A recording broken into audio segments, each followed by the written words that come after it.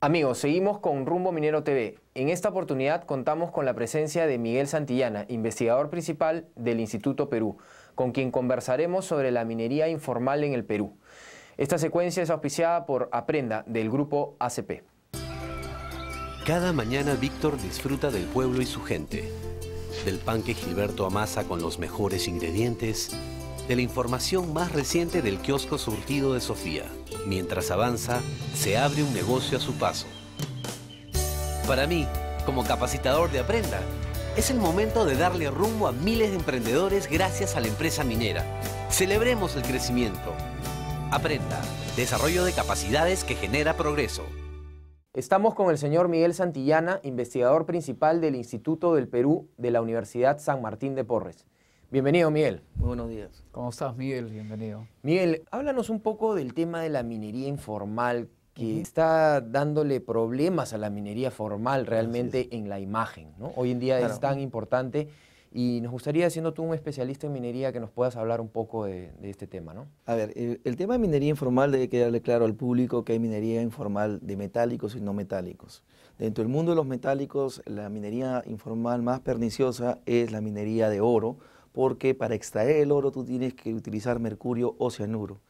Entonces, lo que era un problema localizado geográficamente, Madre de Dios, Puno, Sur Medio, Cerro del Toro en La Libertad, ya se ha convertido en una metástasis nacional porque se tiene operaciones informales de oro en todo el territorio nacional. Entonces, si las actividades informales y legales en el Perú que más son perniciosas para el medio ambiente son narcotráfico, tala ilegal y minería informal, sobre narcotráfico y tala ilegal, el Estado peruano ya tiene compromisos internacionales y políticas públicas al respecto. Recién el Estado peruano está tratando de entrar y normar la minería informal desde el año pasado, con el decreto de urgencia 012 que se dio para Madre de Dios y con el decreto supremo 045, en el cual se dio finalmente un plan de desarrollo de la pequeña minería y la minería artesanal.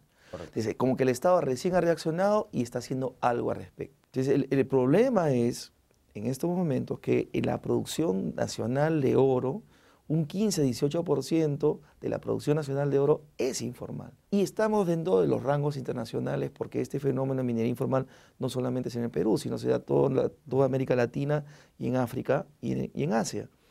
Entonces, el problema es que las operaciones formales de oro tienen el problema de que ahora están siendo invadidas por mineros informales que todavía se toman la atribución de vender lotes al interior de los espacios invadidos. Entonces eso no solamente se está dando en minería de oro formal, sino en otros metales. Entonces ya tienes el caso en Untuca, el caso que hubo en Azuca, de Ares Hochschild, vinieron, invadieron, lotizaron, vendieron a terceros y la fuerza pública se demoró en sacar a esta gente. Y algo que también tiene que entender la opinión pública es que los grandes ganadores de esta actividad no son necesariamente los mineros, sino hay toda una serie de intermediarios que compran cantidades de roca en bruto o relaves luego de haber pasado por el proceso de mercurio.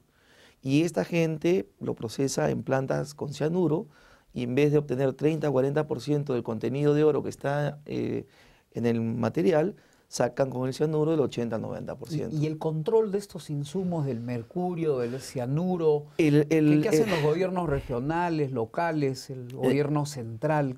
¿Hay ausencia del Estado? Dentro de los materiales controlados por Digemit y Discamec, no está el mercurio. El mercurio va libre compra y venta. El cianuro sí está controlado. Sí está.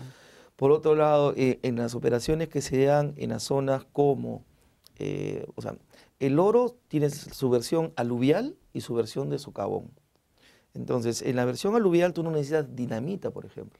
Pero en la zona de exploración en socavón se utiliza dinamita y supuestamente la dinamita es controlada por Discamec.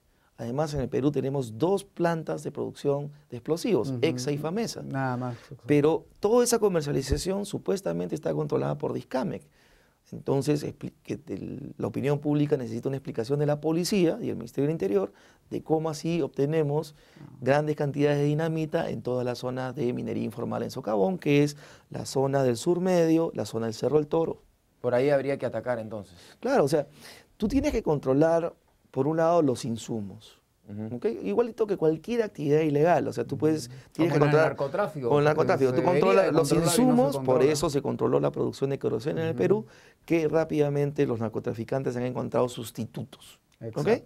Pero tú controlas los insumos y por otro lado, controlar en quienes manejan la comercialización del producto. A diferencia del narcotráfico, que el producto final es un producto ilegal, el producto final es oro, pero ese oro, participando de un circuito formal, debería pagar impuestos. Y el Estado peruano se está desatendiendo en un negocio de oro informal que va entre 750 a 1.100 millones de dólares, que debería obtener más o menos el 30% para eso, para a su vez dar cano minero, mejoras en infraestructura básica en las zonas donde se explota el producto. ¿Y qué papel juegan acá las ONGs? Hay ONGs, digamos, muy buenas, que son, digamos, que tienen siempre una mano justa, ¿no? Y tenemos las otras también. Tenemos las ONGs que, por ejemplo, a la minería formal la atacan constantemente y cuando se ve minería informal no dicen nada. Claro, entonces, ¿qué papel tienen estas ONGs también en este tema, no?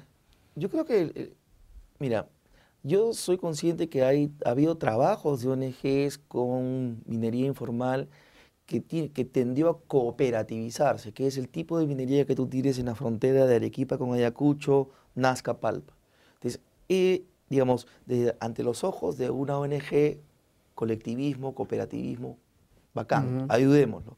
Y es así que inclusive a estas cooperativas se les trajo plantas de procesamiento que estos operadores, al encontrar que la planta no estaba adecuada al tipo de roca que ellos trabajaban, fueron creativos, hicieron toda la metalmecánica acá en Villa El Salvador, Puente Piedra y Trujillo, y con la nueva metalmecánica han hecho operar estas nuevas plantas.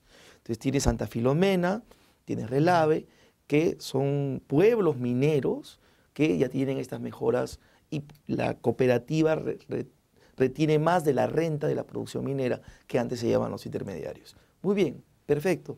Pero la presencia de las ONGs en otras zonas del país ha sido totalmente perniciosa, porque para mí el ejemplo es Tambo Grande.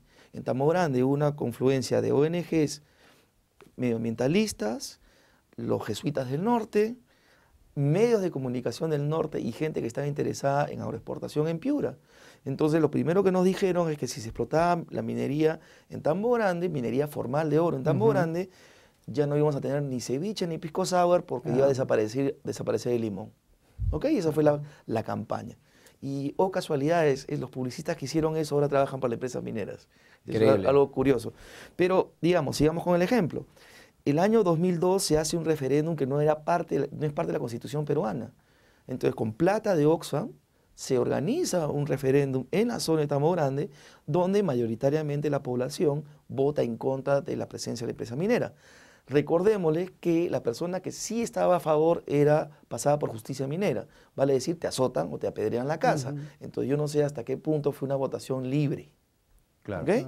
Entonces el resultado, sale el referéndum en contra, mayoritariamente en contra, y fuera de eso, queman el campamento de la empresa, donde hasta ahora no hay ninguna persona que haya asumido la responsabilidad de la quema de la propiedad privada.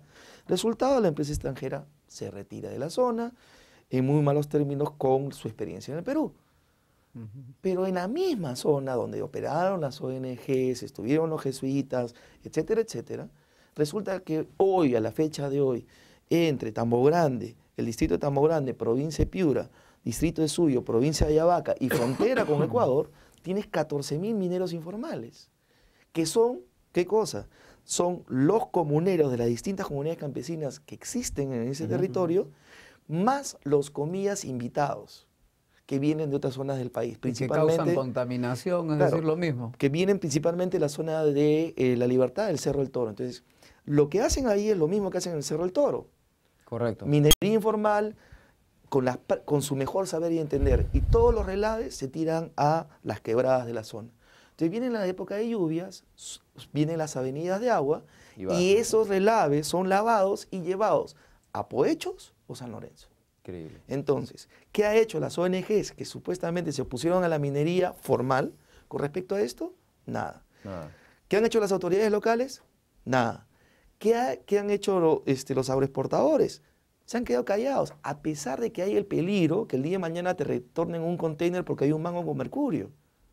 Y lo peor del asunto es que no solamente es un tema de contaminación, sino hay un tema de explotación, y de trata de personas. Claro. En toda zona del Perú donde hay dinero, hay bares, hay prostíbulos. Bueno, ¿qué han hecho las ONG para ver el tema de trata de personas donde tú tienes que gente, mujeres, especialmente adolescentes, menores de edad, son traídas de otras partes del territorio nacional con falsas promesas de trabajo y terminan en lenocinios? Así es. ¿Dónde están las ONG de derechos humanos? Así es. ¿Dónde está el Ministerio Público que de hecho tiene que intervenir en estas situaciones?